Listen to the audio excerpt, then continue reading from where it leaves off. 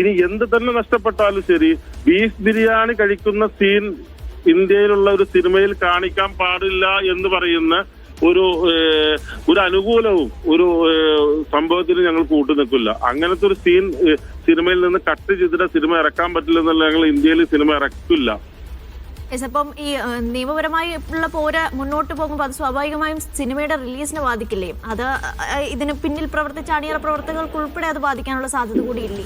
ഞങ്ങൾ ഇത്ര കാലം അനുഭവിച്ചതിന്റെ ഒന്നും അധികമാവില്ല. ഇനി ഒരു തവണ കൂടി കോടതി കയറി ഇറങ്ങൽ, കോടതിക്കും കൂടി ഞങ്ങൾ, അതായത് ഞങ്ങളുടെ നിലപാട് ഇതല്ലായിരുന്നു എന്ന് പൊതുസമൂഹം ഇത്ര കാലം കാത്തിരുന്ന ഒരു വിധി, ആ വിധിക്ക് എഗെയിൻസ്റ്റ് ആയിട്ട് ഞങ്ങൾ ഈ ബീഫ് ബിരിയാണി കട്ട് ചെയ്യാനും ധ്വജപ്രണാമം ഇതാക്കാനും രാഗി ബ്ലർ ചെയ്യാനുമാണെങ്കിൽ എന്തുകൊണ്ട് കത്തോലിക്കളെ അനുവദിച്ചുകൂടാ?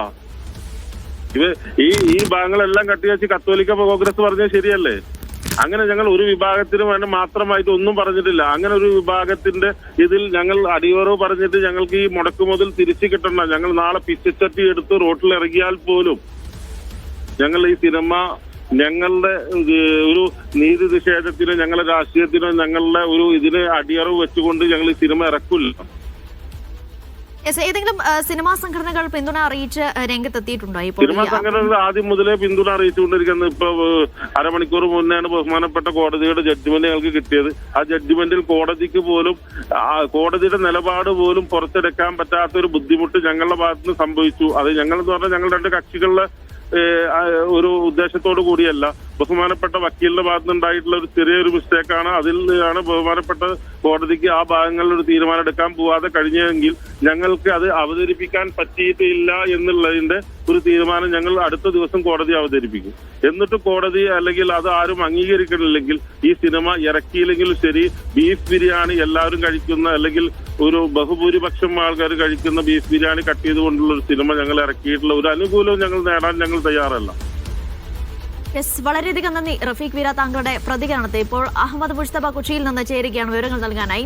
മുസ്തഫ, ഇപ്പോൾ സംവിധായകൻ പറയുന്നതനുസരിച്ച് ഇനിയൊരു പുനഃപരിശോധനാ ഹർജി നൽകുന്ന കാര്യം പരിശോധിക്കുകയാണ് അവർ. ഏതായാലും ഈ മാറ്റങ്ങൾ അംഗീകരിക്കില്ല എന്ന നിലപാട് തന്നെയാണ് നിർമ്മാതാവും സംവിധായകനും ഉൾപ്പെടെ സ്വീകരിക്കുന്നത്. ഇപ്പോൾ ഹൈക്കോടതി എന്തൊക്കെ നിരീക്ഷണങ്ങളാണ് ഈ വിഷയത്തിൽ നടത്തിയിരിക്കുന്നത്? ഇപ്പം ഇവർ നിയമപോരിലേക്ക് നീങ്ങുമ്പോൾ അത് കൂടുതൽ സാഹചര്യം സങ്കീർണമാക്കുകയല്ലേ ചെയ്യുക? നോക്കൂ, തുടക്കത്തിൽ തന്നെ ഈ സിനിമയെ എതിർത്തുകൊണ്ട് ഹൈക്കോടതിയിൽ കക്ഷി ചേർന്ന് കത്തോലിക്ക കോൺഗ്രസും RSS ഭാരവാഹി ഉൾപ്പെടെയുള്ള ആളുകൾ പ്രധാനമായി പറഞ്ഞുകൊണ്ടിരുന്നത് ഈ സിനിമയുടെ പ്രമേയം ഇവിടുത്തെ മതേതര മൂല്യങ്ങൾക്കെതിരാണ്, അതുകൊണ്ട് സിനിമയ്ക്ക് അനുമതി നൽകരുത് എന്നാണ്. പക്ഷെ ഹൈക്കോടതി കൃത്യമായി തന്നെ പറയുന്നുണ്ട്, ഹൈക്കോടതി ഉത്തരവിലെ പ്രസക്തമായ ഭാഗങ്ങളാണ്, സിനിമയുടെ പ്രമേയം ഇന്ത്യൻ ഭരണഘടനാപരമായ മൂല്യങ്ങളുമായി ചേർന്ന് പോകുന്നുണ്ട്. അതുകൊണ്ട് സിനിമ അത്തരത്തിൽ ഈ തെറ്റായ സന്ദേശം നൽകുന്നു എന്ന് പറയാനാവില്ല. മാത്രമല്ല, ഈ സിനിമയ്ക്ക് ഏത് സർട്ടിഫിക്കറ്റ് ആണ് സെൻസർ ബോർഡ് നൽകിയിരിക്കുന്നത്? പക്ഷേ സിനിമയ്ക്ക് ഏത് സർട്ടിഫിക്കറ്റ് നൽകണമെന്നത് സെൻസർ ബോർഡിന്റെ നിക്ഷിപ്തമാണ്. സെൻസർ ബോർഡിൽ നിക്ഷിപ്തമാണ് അത്തരം തീരുമാനങ്ങളൊക്കെ. വ്യത്യസ്ത കാറ്റഗറിയിൽ സർട്ടിഫിക്കറ്റ് നൽകാം. ഒരുപക്ഷെ റിലീസിന് തന്നെ അനുമതി നിഷേധിക്കുന്ന സാഹചര്യങ്ങൾ പോലും ഉണ്ടാകാം. പക്ഷേ ഇഷ്ടാനുസരണം അത്തരം അധികാരം പ്രയോഗിക്കാൻ കഴിയില്ല എന്ന് അസന്നിഗ്ധമായി തന്നെ കോടതി പറയുന്നുണ്ട്. സിനിമയ്ക്ക് ഏത് സർട്ടിഫിക്കറ്റ് നൽകണമെന്ന സെൻസർ ബോർഡിന്റെ നടപടി ഇന്ന് ഹൈക്കോടതി റദ്ദാക്കിയിരുന്നു. ആ നടപടി റദ്ദാക്കിക്കൊണ്ടുള്ള നിരീക്ഷണങ്ങൾക്കിടെയാണ് കോടതി കൃത്യമായി തന്നെ കോടതിയുടെ നിലപാട് പറയുന്നത്. ഇഷ്ടാനുസരണം അത്തരം അധികാരങ്ങൾ പ്രയോഗിക്കാൻ കഴിയില്ല. സിനിമയുടെ പ്രമേയം ഭരണഘടനാപരമായ മൂല്യങ്ങളുമായി ചേർന്ന് പോകുന്നുണ്ട്. സിനിമയുടെ പ്രമേയം വ്യത്യസ്തങ്ങളായ പരസ്പര വിശ്വാസങ്ങളെ തെറ്റായി ഒരു തരത്തിലും ചിത്രീകരിക്കുന്നില്ല. അസഹിഷ്ണുതയുള്ളതായി ഇത്തരം ബന്ധങ്ങളെ ചിത്രീകരിക്കുന്നില്ല സിനിമ. കൃത്യമായി തന്നെ ഒരു പ്രണയത്തിന്റെ പശ്ചാത്തലം പറയുകയാണ് സിനിമ.